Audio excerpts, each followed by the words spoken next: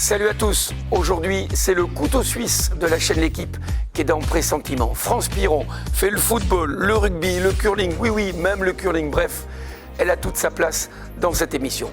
France Piron dans Pressentiment, c'est tout de suite. Top générique.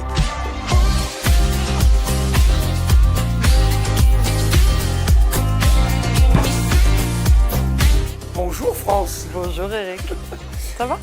Super bien. On est bien sur mon plateau ou pas? C'est un bonheur de ton accueil et puis de savoir qu'on est ici quoi, dans la chaîne L'équipe. Dans l'antre de la chaîne L'équipe. Deux séries de questions pour mieux apprendre à te connaître. Et au préalable, une question que l'on a appelée une question vache. Et je sens que tu t'es foulé sur le choix du dessin. Est-ce qu'on peut montrer quand même le dessin de la vache qui rit qu'il a trouvé sur Internet? Systématiquement la parole. Oui. Donc, alors, je montre quand même le dessin. Et tu vas, toi, en choisir une, s'il te plaît. Tu vas lire la question. Et je rappelle quand même pour que ces questions-là, qui sont normalement extrêmement compliquées, tu ne devrais pas avoir la réponse. On fera une pause, on fera la première série de questions. Et au terme de celle-ci, s'il te plaît, tu me donneras ce que tu penses être la bonne réponse. Très compliqué le concept de cette émission. Je vous en prie, ça s'appelle Pressentiment, c'est les sentiments des journalistes. France Piron est avec nous aujourd'hui. Vache qui rit numéro 1. Je la regarde? Pas de pub, on n'a pas de partenaire, oui. Je la lis? Oui, tu la lis, s'il te plaît. J'ai tout compris, t'as vu? Oui. Même pas, il écrit avec à la main. Non. Oh, Michel Platini a 72 sélections en équipe de France. Pour quelle autre nation a-t-il également joué? On fait une pause, ce qui te permet de réfléchir et de respirer. Et on se retrouve avec la première série de questions de France Piron. A tout de suite.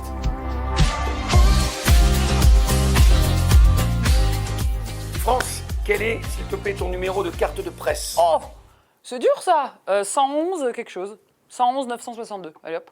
Tu connais pas ton numéro? Non, les trois premiers, mais... Parce qu'on te demande jamais ton numéro? Non, pas non, je monte la carte. Suffisamment ton faciès? Bah voilà, D'accord. tu me googles. Ouais. Ok, d'accord. Bon, on connaît un peu ton historique. Pour autant, je suis obligé de te poser la question. Est-ce que tu supportes un club en France? Attends, j'ai pas fini. Et si oui, lequel? On avait dit qu'on parlait pas de Toulouse-Bordeaux. Non, c'est toi qui as dit ça. Alors oui, évidemment, puisque j'ai commencé à travailler, mon premier job, c'était au TFC, au Toulouse Football Club. J'ai fait ça pendant 5 ans. La communication, la télé du club, le site. J'étais speakerine, même si tu veux dire speaker. Non, moi, je dis speakerine. Ou maître de cérémonie. Mais moi, j'étais speakerine. En fait, t'étais au bord de pelouse? Au milieu de la pelouse. Ouais. Je faisais mon Éric Dagrand, qu'est-ce que tu crois? J'étais au milieu, et puis pip, le numéro 10, Daniel Morera. Tu l'avais pas. Qui joue à Lens, formidable. Oui, bah, quand je le faisais à mon micro, il jouait plutôt à Toulouse. Bref. Donc forcément, j'ai un petit cœur un petit peu toulousain. Quel est ton mentor ou quel événement t'a donné envie de faire ce métier? Mon mentor? Ou un événement, quelque chose qui a déclenché cette envie d'être journaliste sportif? J'ai pas vraiment de mentor. Je sais que quand j'étais petite, je ratais pas un épisode de Tout le sport version Céline Giraud. Mais genre, je les enregistrais tous les soirs. Hein. Et c'était tous les soirs, hein, tout le sport. Hein. Donc tous les soirs, il fallait pas me déranger à 20h05, France 3. J'enregistrais tout et je me disais, ah, c'est pas mal ce qu'elle fait. Je suis un collab sur tous les sports. Et j'aimais bien ça. Mais je n'avais pas de mentor. Mais je m'étais dit que ce serait pas mal comme métier parce que c'est que de la passion, c'est que du sourire, c'est quelque chose dont tout le monde a envie de parler à la cour de récré, à la machine à café, peu importe les générations, sexe confondu, religion. Donc je me suis dit qu'il y avait un truc à faire dans le sport. Ouais. Mais il n'y a pas eu un déclic, franchement. Et Céline, tu l'as rencontrée depuis? Céline, ouais, on a bossé ensemble, on a fait plein de trucs. Et on me disait tout le temps que je ressemblais physiquement. Alors, je sais pas. À vous de me dire, mais Rien faisait. Ouais, j'étais pas judocate, mais on était blondes, on était un peu costauds toutes les deux, bon bref. Mais ouais, je l'aime bien, c'est une fille cool et si je peux suivre sa trajectoire, j'espère que je m'inscris un peu dans le paysage du PAF féminin. Raconte-nous ta première fois à l'échelle professionnelle, quand tu as démarré dans ce métier. Quel était ce premier événement que tu as découvert? Mais alors, quel métier? Parce que j'en fais plein. Alors, celui de journaliste sportif, celui qui fait qu'on est ensemble aujourd'hui. La première, je pense que c'était à Toulouse quand j'étais au TFC, mais j'étais pas vraiment journaliste parce que les télés de club, les Alors sites c'est pour ça que ma première question avait un lien avec la carte de presse. Ouais. La première fois où j'avais la carte de presse? Oui. Oh, attends, mais il faut couper là, il faut réfléchir, ça Non, fait 11 ans. On coupe pas, mais peut-être que c'est pas un bon souvenir et que tu l'as noyé. Peut-être que je m'en pas souviens grave. pas. Voilà. Attends, j'essaie de trouver un truc. Tu reviendras. D'accord. Tu reviendras. Mais ça fait beaucoup de choses vers lesquelles il faut revenir. Quelle est ta plus grosse bourde? J'en ai 2-3. La dernière, c'est l'anus de Ronaldo. Raconte. Équipe Mercato, j'ai plein d'infos, j'ai plein de fiches, j'ai plein d'oreillettes et je suis en direct et il faut que je sois rapide. Ici? Je suis en direct là, on est en pleine émission et on parle de Mercato et je dois parler de l'annonce de la Juventus. Et j'ai fait le contraire, je fais l'anus de la Juventus. Mais ça passe, tu vois, c'est du sport. Ça va, on rigole. Ouais, j'en fais quelques-unes. Et puis là, tu étais en direct. Donc, oui, bon, ouais, petit c'est pas dramatique. sourire, ça C'est passe. pas dramatique. Sinon, je chute dans les escaliers aussi, c'est ma spécialité.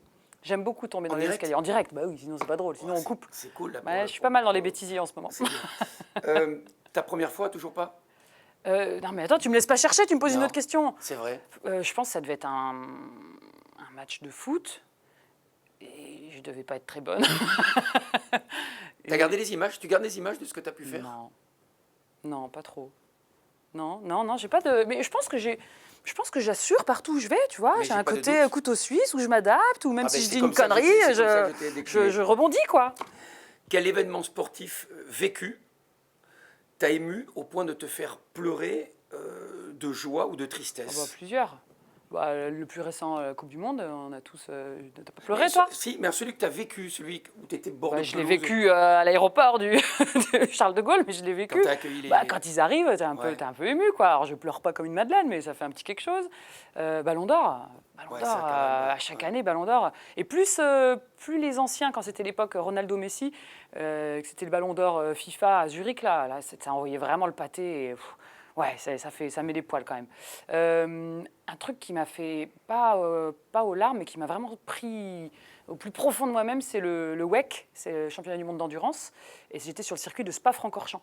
Et là, j'avais l'impression que c'était le plus bel événement automobile du monde, alors qu'il y a la Formule 1, il y a le rallye, il y a plein d'autres choses. Mais moi, c'était vraiment mon premier gros event bagnole, avec un monde incroyable, le public, les teams, la presse, les caméras partout. J'étais au milieu et Franck Lagorce qui me dit « Allez, vas-y, fais-nous vivre la grille ». J'ai été prise par l'événement, j'étais un peu dépassée. Là. C'est un événement récent qui m'a donné un petit coup de boost. Quel sportif te ferait faire des kilomètres, sportif ou sportive, te ferait faire des kilomètres pour le ou l'avoir joué? Nadal, Federer, les deux, là, je pense qu'on vit un truc énorme.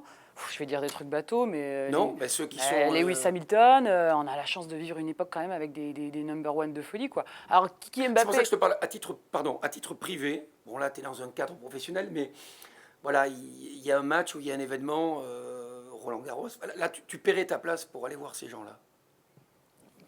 Ouais, ceux que je viens de te citer quand même. Après, il y a un rapport différent avec les Français, parce que via notre métier, on les croise tout le temps.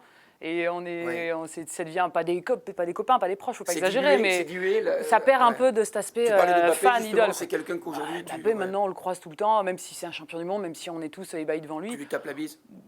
Je sais pas. Ouais, allez, tranquille. On fait des selfies et tout.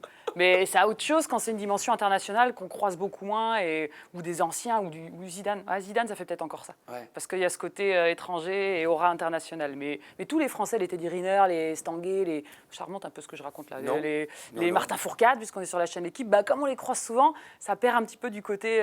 Ils sont plus accessibles, quoi, pour nous. Comprends. Mais les internationaux, c'est autre chose.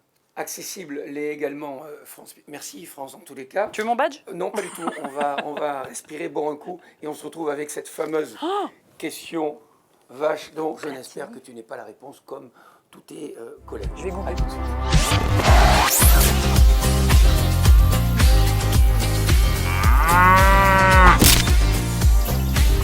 France. Est-ce que je peux dire qu'on se connaît un peu quand même? T'as pas le droit. On n'a pas couché ensemble. Non. Alors, Pas encore. Alors, on ne coupera pas au montage, mais cette femme est folle, absolument folle. Ta question piège, s'il te plaît. Mais je la connais pas, ta question piège, sponsorisée par la vache. Alors, Michel Platini, Platoche, Lorraine, Nancy, c'est chez moi, a 72 sélections en équipe de France. Ouais. Pour quelle autre nation a-t-il également joué? Alors, mon premier réflexe, c'est de me dire, il y a un truc basque, il y a un truc, tu sais, comme régionaliste. ça. Régionaliste, mais en fait, pas du tout. Non, Donc, bêtement, je vais envie de dire italien, peut-être dans les sections jeunes, c'est pas mal. et tu vas me dire pas du tout. Pas du tout, mais Ok. c'est intelligent ce que tu dis. Tu m'as pris pour qui? Non, mais si tu es à côté de moi, Corse. c'est parce que j'ai beaucoup de respect pour ce que sais tu pas. fais et ce que tu es. Non, en fait, il a joué pour la sélection du Koweït. Au terme de ses sélections, avec l'équipe de France, Ouais. il a fait un match avec le maillot du Koweït. Et le plus incroyable, c'est que dans le cadre de la FIFA, cette cape de l'équipe du Koweït est considérée comme... Donc c'est un match officiel. C'est un match officiel et ça a été validé par la FIFA. Quelle couleur le maillot? On va se retrouver question dans quelques vache instants avec la deuxième série de questions de France Piron de la chaîne L'équipe. À tout de suite. Deuxième série de questions avec France Piron, que vous connaissez probablement par son côté un peu volubile, mais là, on peut le dire totalement extraverti. Pressentiment avec France Piron, deuxième série de questions. Oui. Voici, ne regarde pas. D'accord. Voici la première. Comment appréhendes-tu les réseaux sociaux et est-ce que tu as un community manager ou pas? Je rappelle, si je peux faire un aparté, que tu as quand même lancé le coup des talons sur le genre. Eh, j'espère que tu les cadres, hein, ceux-là. Nicolas, attention, derrière la caméra, parce que c'est Nicolas. Sur le... Et Eric me dit quand même, c'est pas des talons, ça. T'as 14 cm, ça lui va pas. Raconte-nous ton rapport avec les réseaux sociaux. J'adore ça. Ouais. C'est drôle. En fait, moi, ça va parce que je suis pas susceptible. Il y en a beaucoup qui quittent les réseaux sociaux, qui le vivent mal, qui sont pas bien. Moi, j'adore ça. Je prends tout au 18e degré. C'est un formidable outil dans notre métier de journaliste pour avoir l'info avant tout, qu'il faut quand même vérifier derrière, évidemment, mais pour avoir un premier ressenti sur le public.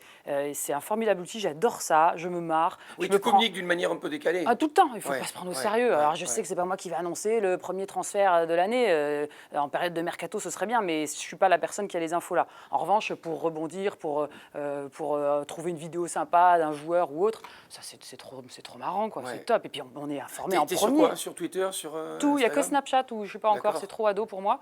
Mais Twitter, Instagram, Facebook, encore et encore. Ouais. Mais non, j'ai pas de community manager, je fais tout toute seule. Alors j'ai des messages parfois un peu étranges. Justement à cause de ces fameuses chaussures, les fétichistes, des trucs comme ça. Donc je les bloque pas, hein, je suis ouverte à tout, mais il ne faut pas se formaliser parfois des messages qu'on reçoit. Tu as fait beaucoup de choses dans le sport, Ouais. c'est tout à ton honneur, et aussi à celles et ceux qui te font confiance. Quel est, architecturellement parlant ou esthétiquement parlant, le plus beau stade que tu aies vu au monde? Au monde? Ouais. Oh, c'est dur comme question ça. Bah, c'est la réponse qui va Le l'être. stadium de probablement. Toulouse. Ça, c'est pas crédible. Choisis le sport que tu veux. Ah non, moi je vais te le faire dans chaque catégorie. Non, Un seul on va pas stade. faire 3 quarts d'heure. Attends, un seul stade. Ouais. J'ai fait Twickenham ou la Viva Stadium ces derniers temps, c'était quand même pas Je mal. parle de beauté, on est bien d'accord. De Hein. beauté du Ouais, stade. ouais. Oh là là, c'est dur comme question ça. Ouais, ça fait très chauvin, mais même si c'est très froid, le Stade de France, c'est quand même. Tu quand trouves même que c'est beau, quoi. plus beau que Twickenham, par exemple? Non, mais je respecte ton choix. J'ai pas hein. assez vécu les deux, mais je trouve que le Stade de France, ça a de la D'accord. gueule. Alors je l'ai vécu aussi en mode trophée Andros, tu sais, chez Ouais, la bagnole. ouais. C'est beau quoi, il a la gueule ce stade. Il est très D'accord. froid, je sais, le public est pas toujours, ça manque un peu d'ambiance, mais juste esthétiquement, bah moi j'aime bien le Stade de France. Aucun problème, Ouais. ça se respecte. C'est chauvin, hein. On- C'est chez moi, non, c'est mon stade. On peut rappeler qu'il va y avoir d'ailleurs des travaux qui vont être effectués d'ici quelques temps. Ce sera encore plus beau. Quel est le stade en France ou à l'étranger où tu as vu l'ambiance la plus folle? Où tu t'es dit, waouh, quoi, on n'est pas effectivement au stadium à Toulouse. T'es dégueulasse. Non, c'est toi C'est qui- totalement déloyal. Écoute, j'ai pas fait beaucoup de stades à l'étranger Alors, aussi, donc ce sera que en France. Ouais, J'ai bien aimé Toulon, hein. Ouais. Le Stade Mayol, le pilou-pilou, et ça y fait quoi. Hein, D'accord. le chant, les petits papiers qu'on déchire et tout, l'ambiance rugby.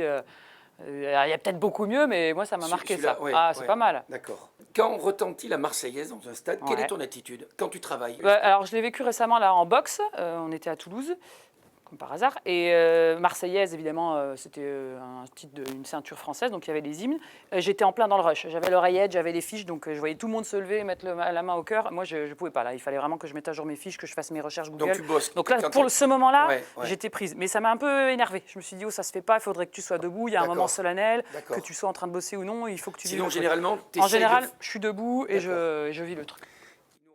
Quel est ton regard sur le VAR?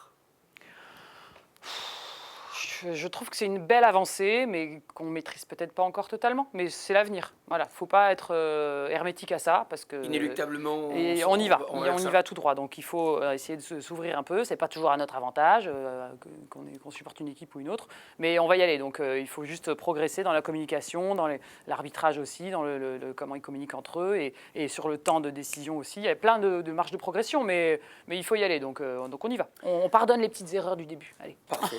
France Piron, merci beaucoup. Sans rancune? Non, aucune. Je t'embrasse. Merci beaucoup. Eric, c'était parfait. France Piron dans Brassens.